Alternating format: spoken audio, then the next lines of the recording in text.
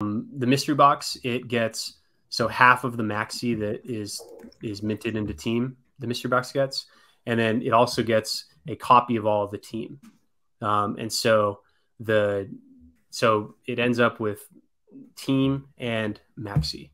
And so about half the team and then half the maxi. And then from there, there's truly no expectation. It's an address. It's actually a smart contract. The mystery box itself is actually a smart contract. It's only programmed to do one thing, which is send it to another address. But the mystery box, it is fully traceable, and I fully expect, everyone should trace that thing and watch what it's doing, because it truly can do anything, and it truly is a mystery. There's anything could happen, and there's no way to know until it's already happened.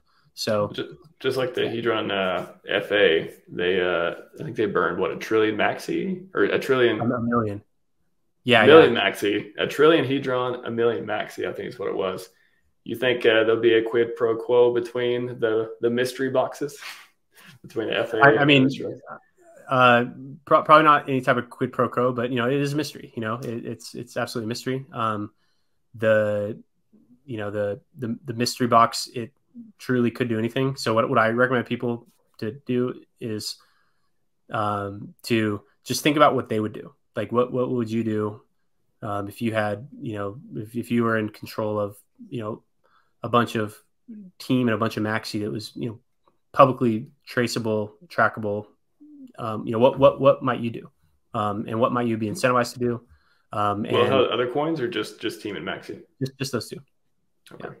Yeah. And so those will be, so because truly anything could happen. I want to do a stream where we come up with like the craziest conspiracy theories about what could happen. Because on one end of the spectrum, the mystery box could just dump all the team and dump all the maxi day one and basically just give the money away by dumping it. Or they could just, do the opposite of that, which would be to just burn all the team and burn all the maxi and give it away in that way. Or they could, do, anything in between. They could, truly, they could just hold it forever. They could. What would burning maxi do? Would it just, you think that would increase the premium? Like how would, if you burned, let's take the Hedron deployer address. Let's pivot over there so we can more safely talk about things. Let's say the Hedron deployer address, it burns like 1 million maxi every year. What does that do for maxi? Yeah, so that directly increases the redeemable value, because the way that the maxi contract calculates how much hex is redeemable for each maxi is it takes, after the stake ends, it measures how much hex is in the contract after the stake, so the principal plus the yield, and it divides it by the total supply. And the total supply, when you run the burn function, the total supply goes down.